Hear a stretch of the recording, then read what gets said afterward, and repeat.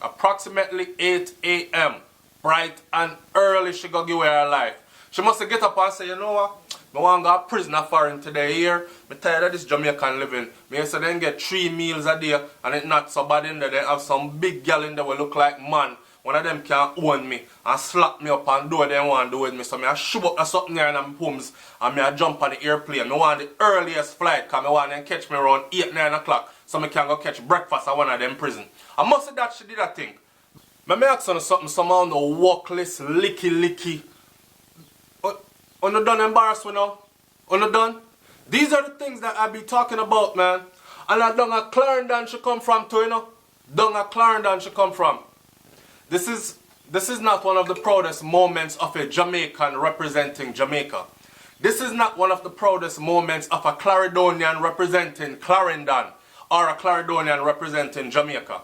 Alright, so this story just brought out and dropped in my lap this morning, so I have to talk about it. Right? This story headline that says that birthday girl confessed at Florida airport to hiding coke in her vagina. Me I look on the girl and she don't look too young, but she don't look too old neither. So me I say, coke in her vagina. I push up all kind of something in them hole and then them all stretch out and big and them I talk about man with small. But that's a whole nother story. What we come to talk about today is birthday girl confessed at Florida airport to hiding coke in her vagina under the Trump administration, my girl. Eh? You know see what I go on? You surely will never be able to come back in the United States of America. That is not a if and or but. That is a definite you'll get fling out. But let's get into the story.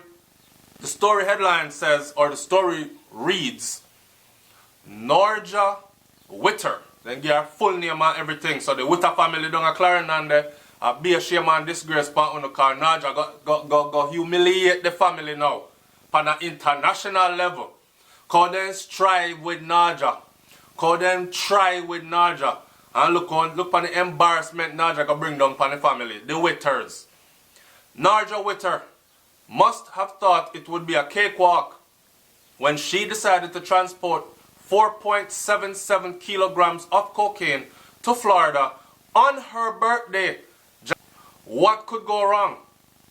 She managed to clear local security before boarding the Caribbean airline flight at the Norman Manley International Airport. However, any confidence Witter had leaving Jamaica was quickly dashed when she was selected by Customs and Border Protection officers for further inspection on arriving at the Fort Lauderdale Airport in a Hollywood International Airport. Because I don't understand how or why. During her interview with the CPB officers, Witter appeared to be nervous and could not provide a consistent statement about why she was visiting the United States or who she was planning to meet. Justin Kokak, a special agent with the U.S. Homeland Security Investigations, wrote in an affidavit for the case. Alright, so nothing but when she reached, them look upon her, them say, you come here. And as them say, you come here, our conscience start bother her. Not everybody is built for this kind of thing. Some people are expert at this. Them can shove it up in them and go out there and sit down and take full interview. All the while in the back of their mind, them are think, say, God Almighty, there's something that go busting on me, you know, if that person can hold me any longer. Whew, but them are holding composure. Who are you here to visit, sir? Well, I'm here to see my uncle, who I come to visit on a regular basis. Or my uncle comes to Jamaica all the time and he invited me here to come spend the summer with him. And them kind of thing there. Somehow in a build for this. As soon as them say come here, wanna start plan out how we gonna confess. Come this way with us, ma'am. Alright, me I go tell them say, me afraid, me have something in me and me scared and all these things. Just help me take it out and me I go tell you who helped me put it in and them something there. And that go on with she, right? So Witter subsequently admitted to the CPB or the CBP that she had something inside of her vaginal cavities that she wanted to use the bathroom to get it out. Hear the part I know. The nervous Witter was taken to an observation room but was unable to remove the insert. That means, say, that push up in our hole so far, gone up in our belly. One bag of coke, 0.447 kilograms of cocaine up in our belly. And she can't get it out. She go fish it out her vagina. Cause you know, say, in there right there, so she can just pull you out. Right? Like I said before, enough of them young girls here are run down fancy things so much that them end up and do things like these. I push up all kind of something in them hole. Them here I see them girl where you meet, you know, out the road and you go get a one slap off of them and you're in there and a be a floxy sound and plaka your ear and it sitting does. The nervous widow was taken to an observation room but was unable to remove the insert according to the affidavit. She then admitted that the substance contained cocaine, which she was taken to the hospital where the illicit package was removed. So they had to carry her go to a doctor, and a doctor had to go up in there and pull out something. And so far up in there, she put that there sitting there. Alright? After being read her rights, she confessed that she was transporting the cocaine to make some money. No shit. So guess what now? She was charged with possession, with the intent to distribute, possession of a controlled substance, and importation of a controlled substance. This a girl get a bunch of charges. The only part me says she get lucky is Witter was sentenced last week Friday to 21 months imprisonment. That is unheard of. 21 months she get, that's less than 2 years. Usually when them catch you, them give you 5 years, no 7 years, and then them deport you. Here. And 3 years of supervised release or deportation. So I was saying to myself, supervised release, if them release her, how them gonna supervise her unless she is an American? Unless she is in the United States of America for them to say, okay, this is her address, she has to check in with the parole officer every so and so off. If they deport her, they won't be able to supervise her. So then me read down a little further and she say, or deportation. Well, let me tell you something. There is no or in this.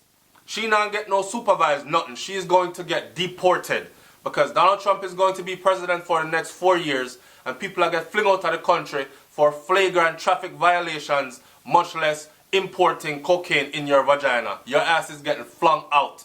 So she can look forward to doing her 21 months.